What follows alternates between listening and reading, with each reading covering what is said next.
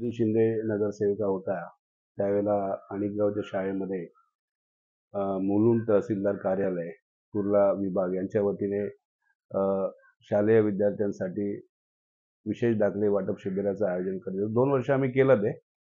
पण नंतर मग कोविड आलं, ते बंद झालं. त्याच्यानंतर मग अ, 3 वर्ष जवळ-जवळ आता प्रशासक आहे. त्याच्यामुळे अ, काही ते करता आलं नाही आम्हाला. पण आता आमचे सन्माननीय खासदार अनिल देसाई निवडून आल्यानंतर आता आम्ही बरीच कामं जी आहेत विभागातली ती मार्गी लावतोय. सातत्याने त्यांच्या माध्यमातून आम्ही काम करतोय आणि मग त्यांनाच आम्ही विनंती केली आणि मग त्यांनी तहसीलदार कार्यालयाशी संपर्क साधून हे विशेष दाखले वाटप शिबिर मला आनंद वाटतो सांगायला तुमच्या माध्यमातून.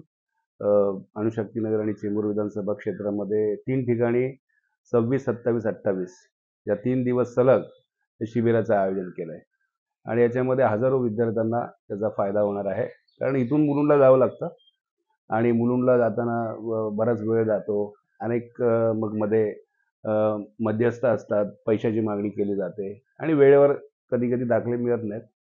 आता पालक चिंतेत असतात, विद्यार्थी चिंतेत आहेत. त्याच्यामुळे इथेच आता मुलुंडचं संपूर्ण जे मुलुंडला कामकाज चालतं तेच इथे चालेल 3 दिवस आणि त्यातून उत्पन्नाचा दाखला, डोमिसाईल सर्टिफिकेट आणि वास्तव्याचा दाखला हे तिन्ही प्रकारचे दाखले मिळण्याची व्यवस्था इथे होईल.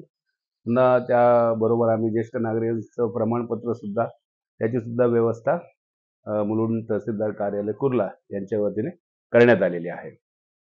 म्हणजे दक्षिण मुंबई क्षेत्रामधील मुंबई उपनगरामध्ये चेंबूर अणुशक्तीनगर हा जो भाग आहे, तिथले जे रहिवासी आहेत, नागरिक आहेत, ते याचा लाभ घेतील. कारण माझ्याकडे 3 विधानसभा आहेत. त्याच्यामध्ये शहरामध्ये पण आम्ही करतोय, परंतु त्याला वेळ आहे. परंतु आता हे चेंबूर अणुशक्तीनगरमध्ये जे रहिवासी आहेत, त्यांच्यासाठी हे अपील आहे, की त्यांनी आता अणिकगावमध्ये समजा 26 तारखेला आहे. अणिकगाव म्युनिसिपल मराठी शाळा येथे आहे. तिथे आजूबाजूचे जे 3-4 वार्ड सलग आहेत, महापालिका क्षेत्र म्हणजे 146 असेल, 47 आहे, 48 आहे, 155 आहे. या 4 वार्डाला त्याचा फायदा होईल. गोवंडीला जे आहे 27 तारखेला मंगळवारी, तो प्रभाग क्रमांक 144 आहे. त्याच्या आजूबाजूचे जे भाग आहेत, त्याला तो जे महापालिका क्षेत्र आहेत, मग ते चेंबूरमध्ये राहणारे असतील किंवा अणुशक्तीनगरमध्ये राहणारे असतील, तिथे राहणारी जी आजूबाजूची मंडळी आहेत आणि ज्यांना पाहिजे, ती लोकं तिथे येऊ शकतात. आम्ही तसे अ, जे अर्ज आहेत, त्या अर्जाची व्यवस्था प्रत्येक शाखेमध्ये आम्ही त्या ठिकाणी केलेली आहे. त्या आमच्या शाखेमधून अर्ज ते घेऊ शकतात आणि फक्त एवढंच आहे, की येताना त्यांनी जे मूळ कागदपत्र त्यांचे आहेत, ओरिजिनल डॉक्युमेंट्स त्यांनी घेऊन यायचे. कारण तिथे ते तपासणीसाठी स्कॅनिंग वगैरे या सर्व गोष्टी होतील, तर तिथे ते लागणार, तपासणार.